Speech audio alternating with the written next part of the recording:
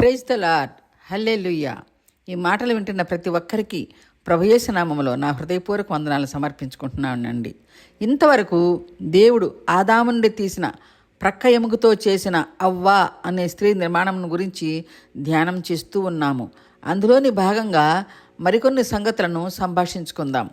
ఏ మానవులకైనా కుడి ప్రక్క 12, ఎడమ ప్రక్క 12 అనే 24 ప్రక్క ఎముకలు ఛాతీ వెనుక లోపటి భాగంలో ఉంటాయి. దేవుడు అవ్వ నిర్మాణానికి కావలసిన ప్రక్క ఎముక ఆదాము నుండి ఇటుప్రక్క తీసుకున్నాడు అనేది మాత్రం మనకు అగోచరము. ఆత్మదేవుడు వాక్యములో అది వ్రాసి ఉంచలేదు. దేవుడు ఆదాము నుండి ప్రక్క ఎముకను ఇటుప్రక్క నుంచి తీసుకున్నాడు అనేది మనకు తెలియకపోయినా ఆ ఎముకనైతే స్త్రీ నిర్మాణము కొరకు తీసుకోవటం జరిగింది. దేవుడు ఆదాము నుండి స్త్రీ నిర్మాణము కొరకు ప్రక్క ఎముకను తీసేటప్పుడు గాయం అవుతుంది కనుక ఆదాముకు ఆ సమయంలో నొప్పి బాధ కలగకుండా ఉండాలని దేవుడు ఆదాముకు ఆ ఎముకను తీసే సమయంలో గాఢ నిద్రను కలిగించి ఎముకను తీసి ఆ తీసిన చోట మాంసముతో కప్పివేశాడు. మనం ఈ మాటలను గమనిస్తే దేవుడు చేసిన స్త్రీ అనే అవ్వ నిర్మాణంలో ఈ మూడు ప్రత్యేకతలు దాగి ఉన్నాయి. అవి ఏమిటంటే, 1 మత్తు అనే గాఢ నిద్ర, 2 ఎముకను తీయటం అనేది దేవుడు ఆపరేషన్ చేసి ఎముకను తీయటం, 3 ఎముకను తొలగించిన చోట మాంసంతో పూడ్చివేయటం అంటే ప్లాస్టిక్ సర్జరీ చేశాడు. ఈ మూడింటిని బట్టి ఈ సృష్టిలో అనాది కాలంలోనే తొలి మానవుడు దేవుని కుమారుడైన ఆదాముకు మత్తునిచ్చి ఆపరేషన్ చేసి కావలసిన ఎముకని తీసుకుని ఆ చోట ప్లాస్టిక్ సర్జరీ చేసిన మొట్టమొదటి వ్యక్తి మహిమాన్వితుడైన ఆ పరమ వైద్యుడు అని మనం తెలుసుకున్నాము. అలాగా దేవుడు తాను స్వయంగా చేసిన నిర్మాణంలో ఈ 3 ప్రత్యేకతలను దాచి ఉంచాడు. ఎందుకంటే తాను సృష్టించబోయే మానవులకు, రాబో తరాల వారికి వైద్యపరంగా ఉపయోగపడే ఎంతో అమూల్యమైన సమాచారాన్ని ఆ స్త్రీ నిర్మాణంలో దేవుడు దాచి ఉంచాడు. దేవునికి ముందే తెలుసు, ఈ క్రియల ద్వారా నేను కలుగజేసే మానవులు వారికి రాబో కాలంలో ఉపయోగించుకోవటానికి ఈ మర్మములు తెలుసుకొని ఉపయోగించుకుంటారని దేవుడు స్త్రీ నిర్మాణమును అలాగా నిర్మించడం జరిగింది. లేకపోతే వేరొక విధంగా చేసేవాడు. సర్వాంతర్యామికి అంతా తెలుసు కనుక ఈ మర్మాన్ని ఆదికాండం 2వ అధ్యాయం 21-22లో అమూల్యమైన సందేశాన్ని గూఢార్థంగా ఆత్మదేవుడు వ్రాసి ఉంచాడు. అలాగా అవ్వ నిర్మాణం కొరకు ఆదాము నుండి తీసిన ప్రక్క ఎముకను బట్టి 3 ప్రత్యేకతలు దాగి ఉన్నాయని, ఇవి రాబో తరాల వారి కోసం, వారి జీవన మనుగడ కొరకు దేవుడు దాచి ఉంచాడని మనం ఈ మాటలను బట్టి తెలుసుకున్నాము.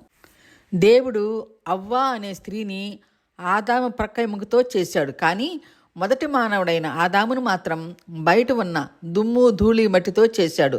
అందుకే దీనిని బట్టి కొందరు దేవునికి ప్రార్థించినప్పుడు, ప్రభువా, దుమ్ము ధూళినైనా నన్ను క్షమించి దయతో నన్ను మీ కృపలో జ్ఞాపకం చేసుకోండి తండ్రి అని ప్రార్థిస్తారు. దేవుడు దుమ్ము ధూళి మట్టితో దేవుడు ఆదామును సృజించినప్పుడు రాబో కాలంలో స్త్రీని కలుగు చేయటానికి కావలసిన ఒక ముడి పదార్థము ఆదాములోనే దాచి ఉంచాడు కనుక ఆదాముకు గాఢ నిద్రాన్ని అనే మత్తు కలుగచేసి స్త్రీకి కావలసిన ఎముకని తీశాడు. దేవుడు ఆదామును మట్టి నుండి సృజించిన స్త్రీని ఆదాములో నుండి సృజించడం జరిగింది. దేవుడు అలాగా ఏదేని తోటలో కాకుండా బయట ఉన్న దుమ్ము ధూళి మట్టితో దేవుడు ఆదామును సృజించి తరువాత ఆదాము ఏ పని లేకుండా సోమరిగా ఉండటం మంచిది కాదు అని దేవుడు తలంచి ఏదేను అనే ప్రాంతంలో తూర్పు వైపున ఒక తోటను కలిగించి ఆ తోటలో ఒక నదిని పుట్టించి, ఆదామా, నీవు ఈ తోటలో ఉన్న ఫలములను తింటూ ఆ నది నీటితో తోటను సేద్యపరచు అని చెప్పి అన్ని ఫలాలు తినగాని తోట మధ్యలో ఉన్న ఆ 2 చెట్ల ఫలాలను మాత్రం నువ్వు తినకు అని ఆజ్ఞాపించి, ఆదామా, నా మాటను నీవు అతిక్రమించి ఆ ఫలాలు తిన్న రోజున నువ్వు ఖచ్చితంగా చస్తావు అని కూడా చెప్పాడు. ఆ తర్వాత నరుడు ఒంటరిగా ఉండటం మంచిది కాదు అని ఆదాముకు గాఢ నిద్ర కలుగచేసి ఆదాము ప్రక్క ఎముకను తీసి అవ్వను సృజించిన తరువాత దేవుడు అవ్వను తీసుకుని వెళ్ళి తోటలో ఉన్న ఆదాముకు సాటైన సహాయంగా భారీగా అవ్వను ఇచ్చాడు. అయితే ఆదాము శరీరంలో ఎక్కడా ఎముకలు లేనట్లు ఆదాము నుండి ప్రక్క ఎముకనే ఎందుకు తీసుకున్నాడు అనే మాటను గురించి కూడా బైబిల్ పండితులు చెప్పిన మాటలను మనం కొన్ని సంభాషించుకుందామండి. ఏ మానవులకైనా తల్లి గర్భమునందు జన్మించినప్పుడు పుట్టుకతో ప్రతి ఒక్కరికి 270 నుండి 300 వరకు ఎముకలు కలిగిన వారముగా జన్మిస్తాము. అయితే పుట్టిన 7 సంవత్సరాలకు శరీరంలో జరిగే మార్పుల వలన 206 ఎముకలుగా స్థిరపడి ఉంటాయి. మరి తతిమా ఎముకలు ఏమైపోయాయి అని మనం అనుకుంటాము.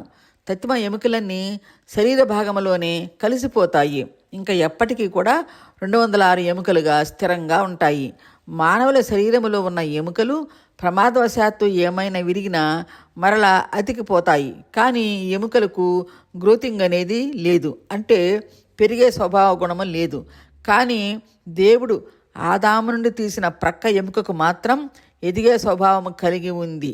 అలాగా ఒక్క ప్రక్క ఎముకలకు మాత్రమే పెరిగే గుణము కలిగి ఉంది. అందును బట్టి దేవుడు ప్రక్క ఎముకను తీసుకోవటం జరిగింది.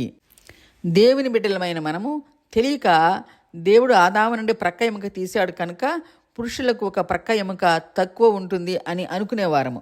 కానీ అది తప్పుడు అభిప్రాయం అని పండిత మేధావులు బోధించారు. ఎలాగంటే దేవుడు ఆదాము నుండి తీసిన ప్రక్క ఎముక ద్వారా స్త్రీని సృజించిన ఆ ప్రక్క ఎముకను తీసిన చోటు నుండి, అంటే అదే రూటు నుండి మరలా ఎముక ఎదిగి ఆ ఖాళీని భర్తీ చేస్తుంది. ఇలాంటి ఎదిగే స్వభావ గుణము ఒక పక్క ఎముకకు మాత్రమే ఉంది కనుక దేవుడు ఆ ప్రక్క ఎముకను తీసుకున్నాడు. ఆ తర్వాత ఆదాముకు మరలా క్రొత్త ఎముక వచ్చి సమానంగా ఆ స్థానం భర్తీ అయ్యింది. ఈ మాటలను బట్టి ఉదాహరణకు ఒక మాట చెప్పుకుందామండి. మన శరీర భాగములో ఉన్న చేతివేళ్లు కానీ పాదాల వేళ్ళు కానీ ప్రమాదవశాత్తు ఏదైనా దెబ్బ తగిలి చితికిపోతాయి. అప్పుడు దెబ్బతిన్న గోరులు నెమ్మదిగా ఊడిపోతాయి. కానీ అది మనం గమనించలేము. కొన్ని రోజులకు అదే రూటు నుండి మరలా కొత్త గోరులు పుట్టి పెరిగి మరలా వేళ్ళు మామూలుగా ఉంటాయి. అంటే గోర్లకు గ్రోతింగ్ అనే ఎదుగుదల ఉంది అని ఈ మాటలను బట్టి మనం గ్రహించగలము. ఈ విధంగానే మన శరీరంలోని భాగాలన్నింటికీ చెమటలు వస్తాయి, కానీ మన చెవులకు మాత్రమే ఎప్పటికీ చెమటలు పట్టవు. అయినా అది మనం గమనించం. అలాగే ప్రక్క ఎముకలు కూడా క్రొత్తవి పుట్టుకొస్తాయి. ఈ విషయమై శాస్త్రజ్ఞుల పరిశోధనలో కూడా ఈ ప్రక్క ఎముకలకు ఎదిగే స్వభావ గుణం కలిగి ఉన్నాయి అని తెలియపరిచారు. మనం వినిన ఈ మాటలను బట్టి దేవుడు ప్రక్క ఎముకని ఎందుకు తీసుకున్నాడు అన్న అంశమును గురించి బైబిల్ పండితులు చెప్పిన దానిని బట్టి మనం కొంత వివరణను తెలుసుకున్నామండి. ఇంకా కూడా మీరు తెలుసుకోవాలంటే చీరాలకు సంబంధించిన పాస్టర్ గారైన ఒక డాక్టర్ గారు నోవాహు గారి మెసేజెస్లలో దేవుడు స్త్రీ నిర్మాణం కొరకు ప్రక్క ఎముకని ఎందుకు తీసుకున్నాడు అనే మెసేజ్ ఉంటుందండి. అది మీరు వినవచ్చు. ఇంకా ఇప్పుడు దేవుడు చేసిన స్త్రీ నిర్మాణానికి దేవుడు ఆదాము కలుగజేసిన గాఢ నిద్ర అనే మత్తును గురించి, ఎముకని తీశాడు అన్న ఆపరేషన్ గురించి, గాయమును మాంసముతో కప్పాడు అన్న మాటలలో దాగి ఉన్న ప్లాస్టిక్ సర్జరీ గురించి ఆదికాండం 2వ అధ్యాయంలో 21, 22 వచనాలలో వ్రాయబడిన మాటలను బట్టి గాఢ నిద్ర అంటే మత్తని, ఎముకని తీయటం అంటే ఆపరేషన్ అని, మాంసముతో కప్పటం అంటే ప్లాస్టిక్ సర్జరీ అని ఎవరు కనుగొన్నారు, ఎప్పుడు కనుగొన్నారు అన్న వివరాలను గురించి మనం తెలుసుకుందామండి. అనాది కాలములో దేవుడు చేసిన మొట్టమొదటి స్త్రీ నిర్మాణం బట్టి ఈ సృష్టిలో ఒక మహా అద్భుతమైతే జరిగిందండి. అది ఆదికాండం 2వ అధ్యాయం 21, 22లో వ్రాయబడిన మాటలను బట్టి ఒక గొప్ప డాక్టర్ అయిన జేమ్స్ యంగ్ సింప్సన్ అనే డాక్టర్ గారు దేవుడు స్త్రీ నిర్మాణము కొరకు ఆదాము నుండి తీసిన ఎముకను తీసిన విధానములో దేవుడు ఆదాముకు నొప్పి బాధ తెలియనీయకుండా గాఢ నిద్రను కలుగ చేశాడు. అంటే ఆ గాఢ నిద్రలో నొప్పి బాధ తెలియని ఒక ముడి పదార్థం ఏదో దాగి ఉంది అని జేమ్స్ గారు ఎంతో పరిశోధనలు చేసి 1847వ సంవత్సరంలో జనవరి 19వ తారీఖున క్లోరోఫామ్ అనే మత్తు పదార్థాన్ని కనుగొన్నాడు. అయితే ఈ మత్తును కనుగొన్న ఈ డాక్టర్ గారు ఎవరు, ఈయన ఏం చదివాడు, ఎక్కడ చదువుకున్నాడు, ఆయన తల్లిదండ్రులు ఎవరు అనే ఆ మహనీయుని గురించి కొన్ని సంగతులను మనం వివరంగా తెలుసుకుందామండి. గాఢ నిద్ర అంటే దేవుడు ఆ గాఢ నిద్రలో ఏదో ఒక మత్తుని కలిగించే సందేశాన్ని గూఢార్థంగా ఆ మాటలలో దాచి ఉంచాడు అని డాక్టర్ జేమ్స్ గారు గ్రహించాడు. జేమ్స్ గారి యొక్క తల్లిదండ్రులు ఎవరు, ఆయన ఎలా చదువుకున్నాడు అనేది కూడా మనం తెలుసుకుందామండి. డాక్టర్ గారి పేరు జేమ్స్ యంగ్ సింప్సన్. ఈయన తల్లిదండ్రులు డేవిడ్ సింప్సన్, తల్లి మేరీ. వారికి 7వ కుమారునిగా జేమ్స్ గారు జన్మించాడు. వీరు పేదవారైనందున వారికి ఉన్న బేకరీ ద్వారా రొట్టెలు చేసి అమ్ముతూ జీవించేవారు. అయితే వీరు పేదవారైన దేవుని యందు మిక్కిలి భయభక్తులు కలిగిన కుటుంబము, మంచి ప్రార్థనాపరులు. వారు పిల్లలందరినీ తీసుకొని దేవుని సన్నిధికి వెళ్ళేవారు. అలాంటి ప్రార్థనా కుటుంబంలో జన్మించిన జేమ్స్ గారికి యేసుక్రీస్తు అంటే ఎనలేని ప్రేమ కలిగి ఉన్నాడు. చదువులలో అమితమైన తెలివి కలవాడు. వీరు పేదవారైనందున స్కాట్లాండ్లోనే ఒక విలేజ్లో ఉన్న లోకల్ స్కూల్లోనే చదివి 14 ఏళ్లకే లోకల్ స్కూల్లో చదువు పూర్తి చేశాడు. కనుక అతి తొందరలోనే పై చదువులకు చేరాడు. జేమ్స్ గారికి స్కాట్లాండ్కు 5 మైళ్ళ దూరంలో ఉన్న ప్రపంచ ప్రఖ్యాతిగాంచిన ఎడిన్బర్గ్ యూనివర్సిటీలో చదవాలని ఎంతో కోరికగా ఉండేది. కానీ ఆ యూనివర్సిటీలో చదవాలంటే అధిక ధనవంతులైనా ఉండాలి, లేదంటే రాయల్ ఫ్యామిలీస్ మాత్రమే, ధనవంతులు మాత్రమే ఆ కాలేజీలో చదువుకోవడానికి వీలు ఉంటుంది. జేమ్స్కి ప్రభు అంటే భక్తి విశ్వాసం గలవాడు కనుక చాలా ప్రార్థనాపరుడుగా ఉన్నాడు. కాబట్టి దేవుని ఎంతగానో ప్రేమించి ప్రార్థించి అలాగా దేవుని సహాయంతో జేమ్స్ తన 14వ ఏట ప్రపంచ ప్రఖ్యాతిగాంచిన ఎడిన్బర్గ్ యూనివర్సిటీలో చేరి ముందుగా ఆర్ట్స్ డిగ్రీ 2 సంవత్సరాల్లో పూర్తి చేసి ప్రొఫెసర్గా పనిచేస్తూ వెంటనే మెడిసిన్ చదవటం స్టార్ట్ చేశాడు. అనతి కాలంలోనే డాక్టర్ కోర్సు కూడా పూర్తి చేశాడు. ఈయన గొప్ప ఫిజిషియన్ డాక్టరు కనుక ప్రసూతి కూడా చేసేవాడు. ఫిజిషియన్ అంటే అన్ని రోగాలను చూడగలిగిన వారిని ఫిజిషియన్ డాక్టర్ అంటారు. అలాగే ఈయన గారు స్త్రీలకు కూడా డెలివరీలు కూడా చేసేవాడు. అయితే జేమ్స్ గారు అతి తొందరగా డాక్టర్ కోర్సు పూర్తి చేసినా ఆయన వయసు చిన్నది కనుక ఆ యూనివర్సిటీలో వైద్య వృత్తి చేయటానికి ఆయన వయస్సు సరిపోలేదు. అప్పుడు అక్కడ ఉండే డాక్టర్స్ జేమ్స్ గారితో ఒక మాట చెప్పారు. జేమ్స్, నీవు వైద్య వృద్ధి చేపట్టాలని అంటే ఈ యూనివర్సిటీలో నీవు ఇంకా చిన్నవాడు కనుక నీ వైద్య వృత్తి కొనసాగించడానికి ఇక్కడ రూల్స్ ఒప్పుకోవు.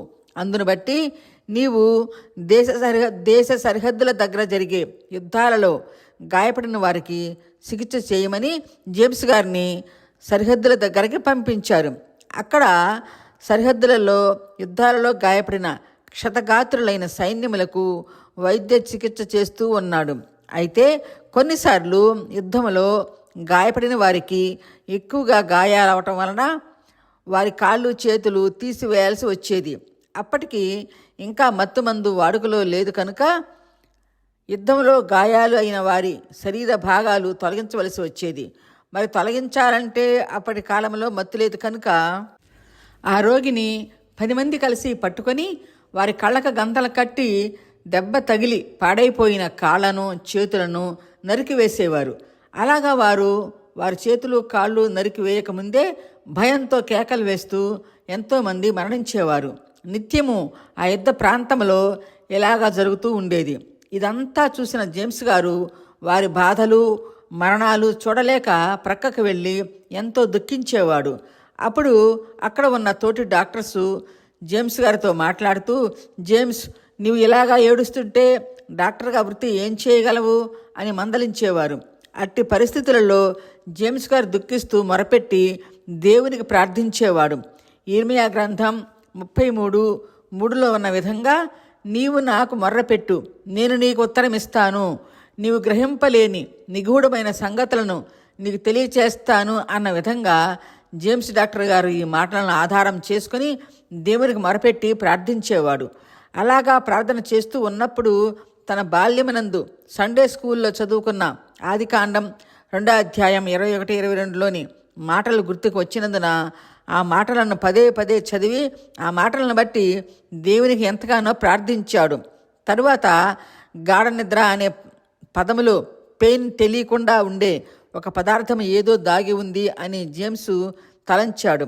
యుద్ధ సరిహద్దులలో పనిచేసిన తరువాత యూనివర్సిటీకి వచ్చి అక్కడ వైద్య వృద్ధి చేయటం ఆరంభించాడు. ఆదికాండం 2వ అధ్యాయం 21-22లో వ్రాయబడిన మాటల స్ఫూర్తితో ఆపరేషన్ చేసేటప్పుడు బాధ తెలియకుండా ఉండే ఒక పదార్థం కనుగొనాలని నిశ్చయించుకున్నాడు. యూనివర్సిటీలో సాయంకాల సమయమున డైనింగ్ టేబుల్ దగ్గర డిన్నర్కు కూర్చున్న సమయంలో ఈ విషయాన్ని బట్టి తన తోటి డాక్టర్లందరూ కలిసి చర్చించేవాడు. అలాగా మత్తు కనిపెట్టడానికి జేమ్స్ గారు చేసిన ప్రయత్నాలు అనతి కాలంలోనే విజయవంతమయ్యాయి.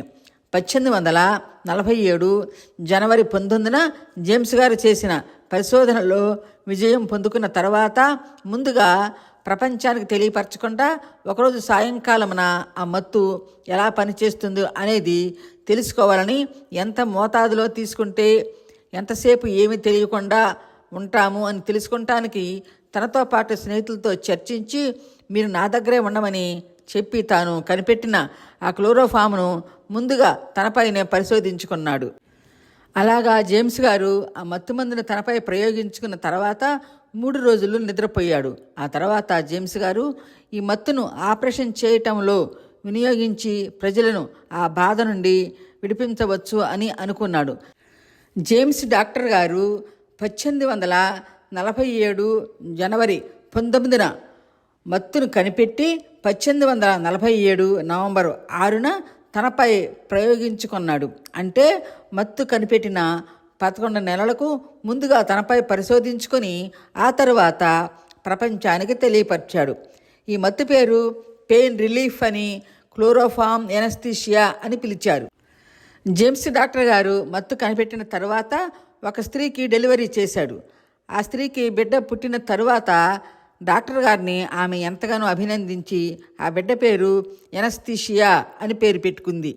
ఈ మత్తుమందుని గురించి జేమ్స్ గారు ప్రపంచ ప్రజలందరికీ అధికారికంగా ప్రకటించిన తర్వాత ప్రపంచంలోని మేధావులు, పెద్ద పెద్ద డాక్టర్సు అందరూ కూడా జేమ్స్ గారిని అభినందించి డాక్టర్ జేమ్స్ వైద్య రంగంలో సరికొత్త ప్రపంచాన్ని ఏర్పరిచాడు అని ఎంతగానో అభినందించారు.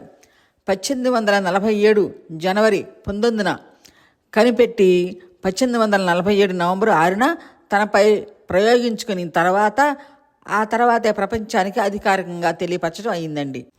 జేమ్స్ గారు లండన్లో ఉన్న బకింగ్హామ్ ప్యాలెస్లో నివసించే రాయల్ ఫ్యామిలీస్కి అందరికీ కూడా ఈయనే డాక్టర్గా ఉన్నాడు. లండన్ మహారాణి అయిన విక్టోరియా మహారాణి గారికి 8వ కాన్పులో బిడ్డ అడ్డం తిరిగి కాన్పు కష్టమైనందున వాళ్ళ ఫ్యామిలీ డాక్టర్ కనుక ఈయన జేమ్స్ గారు రాణి గారికి క్లోరోఫామ్ అనే మత్తుని ఇచ్చి ఆమెకు ఆపరేషన్ చేసి బిడ్డను తీశాడు.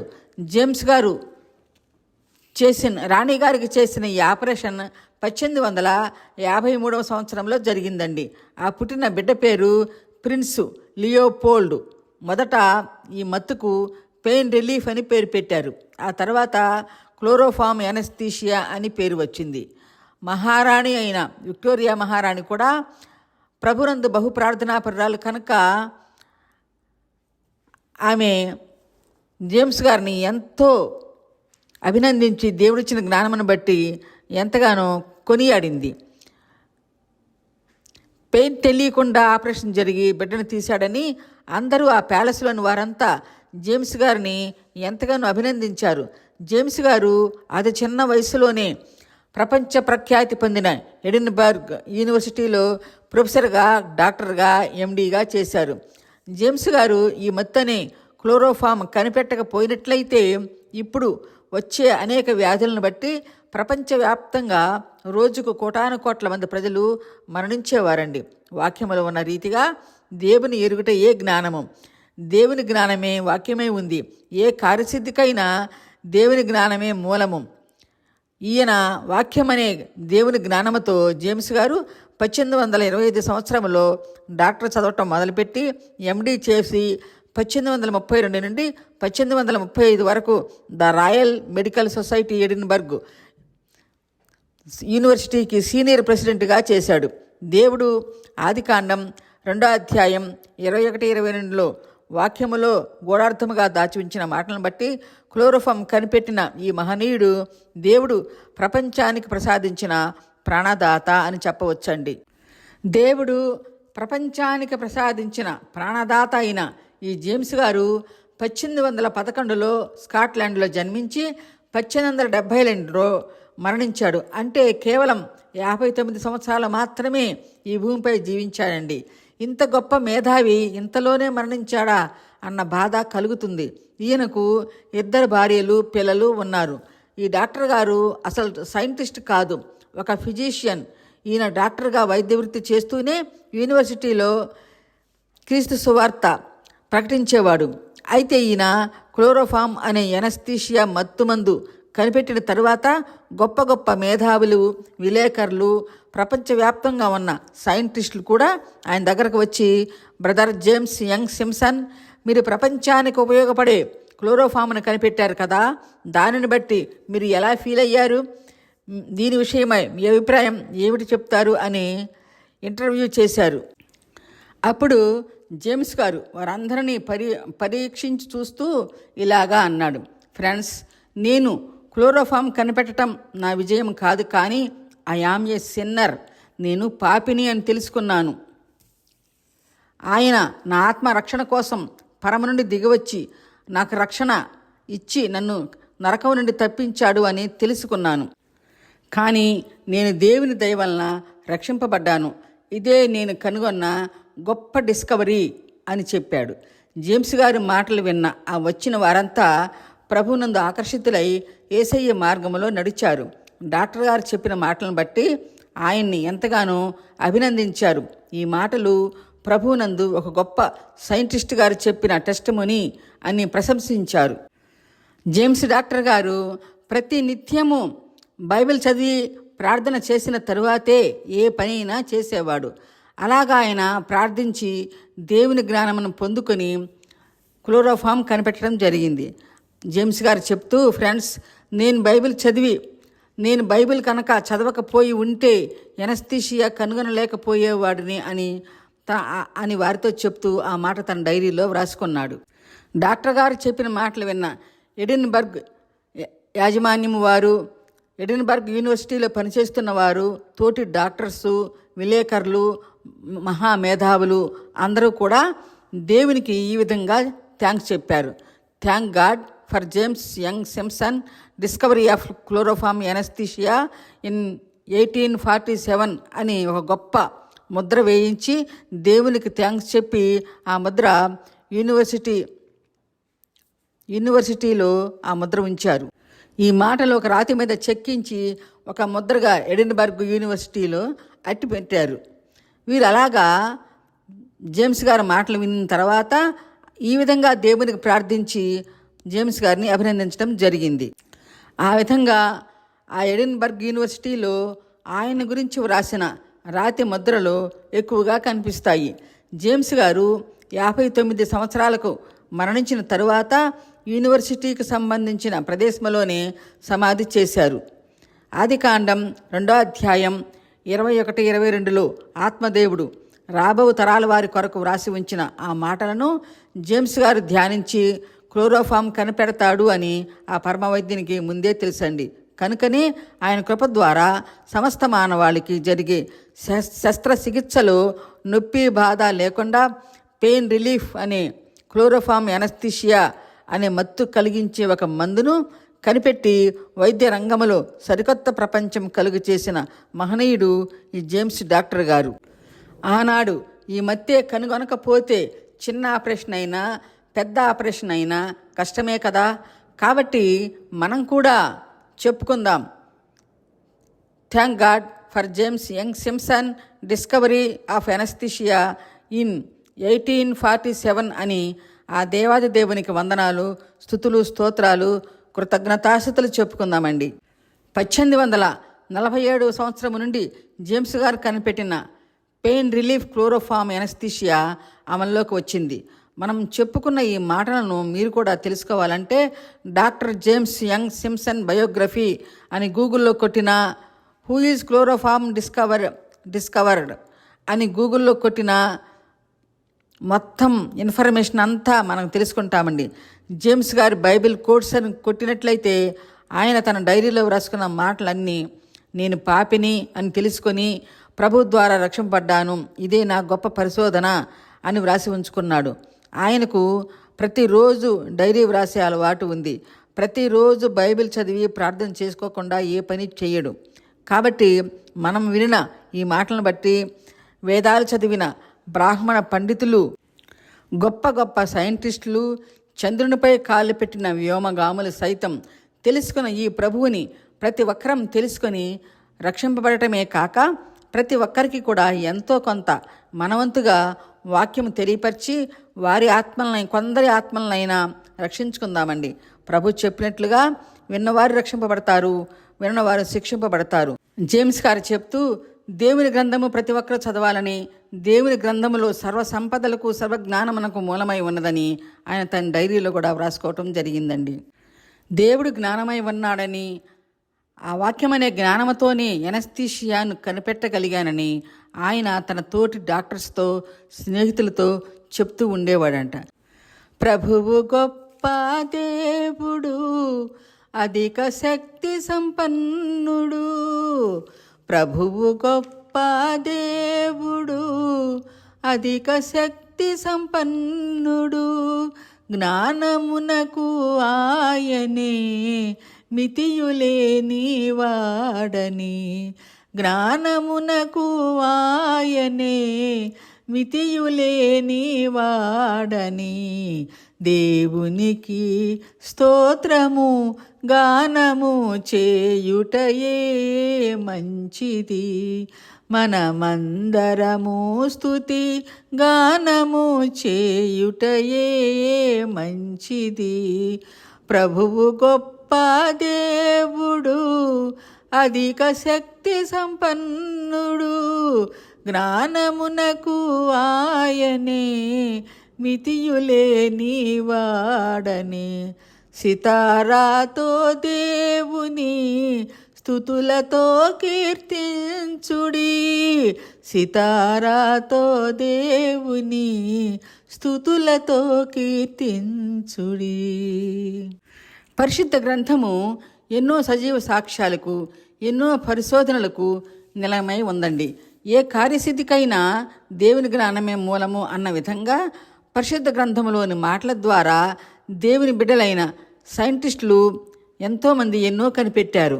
ఆదికాండం 1వ అధ్యాయం 29లో పక్షులు భూమిపైన ఆకాశములు ఎగురునుగాక అని పలికిన దేవుని మాటలను బట్టి రైట్ సోదరులు ఈ మాట చదివి పక్షులు భూమి నుండి పైకి ఎలా ఎగురుచున్నాయి, పైనుండి క్రిందికి దిగేటప్పుడు ఎలా దిగుతున్నాయి అని గమనించి విమానాలను కనిపెట్టారు. చివరకు ప్రయోగం చేసి డిసెంబర్ 17న 1903లో విమానం కనిపెట్టారు. ఆ విమానాల నుండే అంతరిక్షం వెళ్ళగలిగే విమానాల వరకు ఆ నమూనాల ద్వారానే చేస్తున్నారు. అలాగే యెషయా ప్రవక్త గారు రాసిన గ్రంథంలో 28వ అధ్యాయం 23 నుండి 29 వరకు వ్రాసిన మాటలను బట్టి వ్యవసాయం ఎలా చేయాలో, ఏ పంట పక్కమటే ఏ పంట పండించాలి అనేది తెలుసుకున్నారు. ఇంకా కూడా యోబు గ్రంథములో 38వ అధ్యాయం 1లో చూస్తే, అప్పుడు యెహోవా సుడిగాలిలో నుండి ఈలాగున యోబునకు జవాబునిచ్చెను అన్న మాటను బట్టి అలెగ్జాండర్ గ్రహం బెల్ అనే దైవభక్తి గల సైంటిస్టు గాలిలో శబ్ద తరంగాలు ఉన్నాయని గ్రహించి టెలిఫోన్ కనిపెట్టాడు. తరువాత మొదటగా తన భార్య అయిన హెలోకి ఫోన్ చేశాడు. హలో హలో అని ఫోన్ చేసినందున ఆనాటి నుండి మనమంతా హలో హలో అని మాట్లాడుకుంటున్నాము. దైవ గ్రంథమైన మన పరిశుద్ధ గ్రంథము చారిత్రక ఆధారాలకు, పరిశోధనలకు, సజీవ సాక్ష్యాలకు నిలయమై ఉంది కనుక ఈ దైవవాక్కులు కలిగిన ఈ గ్రంథము ఈనాడు మన చేతిలో ఉండుట ఎంతటి ధన్యతండి. మనం వినిన ఈ మాటలను బట్టి బైబిల్ దేవుడే దేవుడు, ఆయనే సర్వసృష్టికి దేవుడై ఉన్నాడు అని మనం గ్రహించగలుగుతామండి. అట్టి దేవుడు కాగల జనులు ఎంతో ధన్యులు. జేమ్స్ గారు ఈ క్లోరోఫామ్ అనే మత్తు కనిపెట్టిన తరువాత లండన్లోని ఎడిన్బర్గ్ యూనివర్సిటీ యాజమాన్యము వారు జేమ్స్ గారికి సర్ అనే అరుదైన బిరుదునిచ్చి సత్కరించారు. సర్ జేమ్స్ యంగ్ సింప్సన్ అని సన్మానించి ఎంతగానో అభినందించారు. ప్రభువుని గురించి ప్రకటించిన డాక్టర్ జేమ్స్ యంగ్ సింప్సన్ గారిలాగా మరొక గొప్ప వ్యక్తి కూడా ప్రభుని గురించి చెప్పిన మాటలు విందామండి. ప్రభుని గురించి చెప్పిన ఆ గొప్ప వ్యక్తి ఎవరంటే జేమ్స్ బి ఇర్విన్. ఈయన యాస్ట్రోనట్, వ్యోమగామి, అంటే చంద్రమండలంపైకి వెళ్ళేవారిని వచ్చేవారిని ఇంగ్లీష్లో యాస్ట్రోనట్ అని, తెలుగులో వ్యోమగామి అని పిలుస్తూ ఉంటారు. జేమ్స్ ఇర్విన్ గారు అమెరికా దేశమునకు చెందినవాడు. ఈయనకు చిన్నప్పటి నుండి చంద్రుని దగ్గరకు వెళ్ళాలని ఉండేదట. దానికి సంబంధించిన విధంగానే అలాంటి చదువులు చదువుకున్నాడు. అలాగా అపోలో 11 అనే ప్రాజెక్టులో పనిచేసి చంద్రమండలమునకు ముగ్గురులో ఒకరుగా కలిసి వెళ్ళారు. అప్పటి వరకు వెళ్ళిన వారిలో ఈయనే చిన్నవాడు. వీరంతా దేవుని కృపను బట్టి చంద్రమండలమునకు చేరిన తరువాత ఆ చంద్రమండలము నుండి భూమండలమును చూసినప్పుడు భూమండలము వారికి ఎంతో అద్భుతంగా కనిపించింది. అప్పుడు వారు ఆదికాండం 1:1 ఉన్న వాక్యమును, కీర్తన 8:3-4 ఉన్న వచనాలను చదువుకొని ప్రార్థించారు. ఆదియందు దేవుడు భూమి ఆకాశం సృజించెను అన్న మాట చదువుకొని 8వ కీర్తనలో 3-4 నీ చేతి పని అయిన ఆకాశములను నీవు కలుగజేసిన చంద్ర నక్షత్రములను నేను చూడగా నీవు మనుష్యుని జ్ఞాపకం చేసుకున్నట్టుకు వాడు ఏపాటివాడు ప్రభువా అని ప్రార్థించుకున్నారు. జేమ్స్ ఇర్విన్ గారు చాలా భక్తిపరుడండి. వారు చంద్రమండలంపైకి వెళ్ళేటప్పుడు చిన్న మోటార్ బండిని కూడా తీసుకుని వెళ్ళి చంద్రమండలంపై మొదటిగా నడిపిన వాడు, మూన్ మీద బండి నడిపిన వాడు జేమ్స్ ఇర్విన్ గారు. చంద్రమండలం వెళ్ళిన వారిలో జేమ్స్ ఇర్విన్ 8వ వాడుగా ఉన్నాడు. వీరు చంద్రమండలంపై 295 గంటల 11 నిమిషాలు గడిపి తిరిగి మరలా భూమికి వచ్చారు. ఇర్విన్ గారికి జీసస్ అంటే ఎనలేని ప్రేమ విశ్వాసం గలవాడని ఆయన గురించిన బయోగ్రఫీలో వ్రాయబడి ఉంది. ఈయనకు చంద్రునిపై కాలు మోపిన తరువాత, ఈ సృష్టి సౌందర్యమును చూసిన తరువాత ఆయన మనస్సంతా సృష్టికర్త అయిన యేసుక్రీస్తుతో నిండిపోయింది. భూమికి చేరిన తరువాత తన జాబ్కి రిజైన్ చేసి అంతటా తిరుగుతూ సృష్టికర్త అయిన యేసుని గురించి ప్రపంచమంతటా సువార్త ప్రకటించడం మొదలుపెట్టాడు. అదే కాలంలోనే మన ఇండియా దేశానికి కూడా ఆయన వచ్చి విజయవాడ, గుంటూరు ఏసీ కాలేజీలో కూడా సందర్శించాడు. అయితే అందరూ ఆయన చూసి సంతోషిస్తూ చంద్రమండలంపై నడిచి వచ్చాడని ఆయన అందరూ చుట్టుముట్టుకుని జేమ్స్ ఇర్విన్ గారిని చూస్తూ మీరు ఎంత గొప్పవారండి, చంద్రమండలంపై నడిచి వచ్చారని ఎంతో ఆప్యాయంగా ఆయన తాకాలను చూస్తూ మాట్లాడుతూ ఉన్నారు. అప్పుడు జేమ్స్ ఇర్విన్ గారు మాట్లాడుతూ డాక్టర్ జేమ్స్ గారు చెప్పినట్లుగా జేమ్స్ ఇర్విన్ కూడా యేసుని గురించి ఒక మాట చెప్పాడండి. ఇర్విన్ గారు ఏం చెప్పాడంటే, నేను చంద్రమండలం పైన నడవటం గొప్ప కాదు, నా తర్వాత కూడా ఎందరో నడిచి వస్తారు, కానీ సృష్టికర్త అయిన జీసస్ సమస్త మానవుల పాప విమోచన కొరకు పరలోకం నుండి దిగివచ్చి ఈ భూమిపై జన్మించి రక్షణ సువార్తను 33 సంవత్సరాలు బోధించాడు. చంద్రమండలంపై నడిచే వారంతా గొప్పవారు కాదు, కానీ దేవుడే దిగివచ్చి ఈ భూమి మీద నడవటం అనేది గొప్పది, అది ఊహించలేనిది, వర్ణించలేనిది అని ఆనాటి ఏసీ కాలేజీ స్టూడెంట్స్కి చెప్పారు. Jesus walking on the earth is more important than man walking on the moon అని చెప్పాడు. వ్యోమగాములు చంద్రుని పైన నడిచింది గొప్ప కాదు, ఆ సృష్టికర్త అయిన జీసస్ పరమ నుండి దిగివచ్చి భూమి మీద నడవటం గొప్ప అని చెప్పారు. ఈ సంగతి మనం ఎలా తెలుసుకున్నాము అంటే, జేమ్స్ ఇర్విన్ గారు చంద్రమండలం నుండి వచ్చిన తర్వాత 1972-73లోనో ఇండియా వచ్చి కాలేజీలను దర్శించినప్పుడు ఆ కాలేజీలో పాస్టర్ ఎడ్వర్డ్ విలియమ్స్ గారు ఉన్నాడు. ఆయన ఒక మీటింగ్లో చెప్తుంటే రీసెంట్గా విన్నాను. ఆయన యాస్ట్రోనట్ జేమ్స్ బి ఇర్విన్ గారి గురించి తెలుసుకోవాలంటే గూగుల్లో సెర్చ్ చేస్తే తెలుస్తుంది.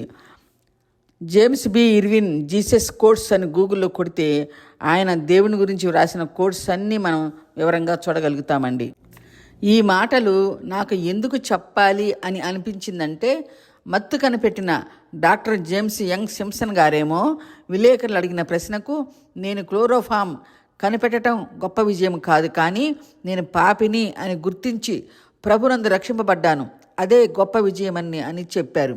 అలాగే జేమ్స్ ఇర్విన్ గారు కూడా జీసస్ భూమి మీద నడవటం గొప్ప కానీ పాపినైన నేను చంద్రుడిపై నడవటం గొప్ప కాదు అని చెప్పాడు.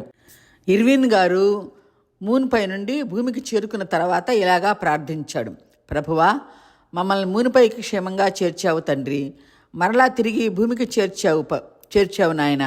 పరిశుద్ధాత్మ దేవా, సృష్టికర్తమైన యెహోవా మా ప్రభువా, నిన్ను గురించిన సువార్త ఈ భూమిపై నేను ప్రకటిస్తాను తండ్రి అని తీర్మానించుకొని తన ఉద్యోగానికి రిజైన్ చేసి దేవుని సువార్త మరణం వరకు ప్రకటించాడు. మత్తుమందు కనిపెట్టిన డాక్టర్ జేమ్స్ యంగ్ సింప్సన్ గారు లాగానే వ్యోమగామి అయిన జేమ్స్ ఇర్విన్ గారు కూడా ఎక్కువ కాలం జీవించలేదండి. ఈయన మరణించి ఆర్లింగ్టన్ అనే స్టేట్లో సమాధి చేయబడ్డాడు. సృష్టికర్త అయిన జీసస్ భూమి మీద నడవటం గొప్ప గాని పాపినైన నేను చంద్రుడిపై నడవటం గొప్ప కాదు అని చెప్పాడు. చంద్రునిపై నడవటం గొప్ప కాదు అని చెప్పిన తర్వాత మూన్పై సృష్టికర్త అయిన దేవుని యందు ఆయన పొందుకున్న అనుభూతిని గురించి వాళ్ళకు వివరించాడు. ఇంత గొప్పవారు సైతం దేవుడైన జీసస్ని ఘనపరుస్తుంటే ఈ లోకరీత్యా మిడిమిడి జ్ఞానం కలవారు యేసు ప్రభుని గురించి ఏదేదో మాట్లాడుతూ ఉంటారండి. అలాంటి వారందరి కొరకు వారి మనసులు మారి ప్రభునందు ఆకర్షితులై రక్షింపబడాలని మనమంతా వారి కొరకు ప్రార్థన చేయవలసిన వారమై ఉన్నాము. ఈ సత్యవాక్కులను వినిన వారిని సృష్టికర్త అయిన యేసయ్య తండ్రి ఆదరించి దీవించి ఆశీర్వదించాలని వేడుకుంటున్నానండి. హల్లెలూయా, ఆమెన్. ఇర్విన్ గారు చెప్పిన మాట మరలా ఒకసారి విందాము. Jesus walking on the earth is more important than man walking on the moon అని చెప్పాడు. అవును ప్రభువా, ఘనత మహిమ ప్రభావాలు మీకే చెల్లునుగాక. హల్లెలూయా, హల్లెలూయా.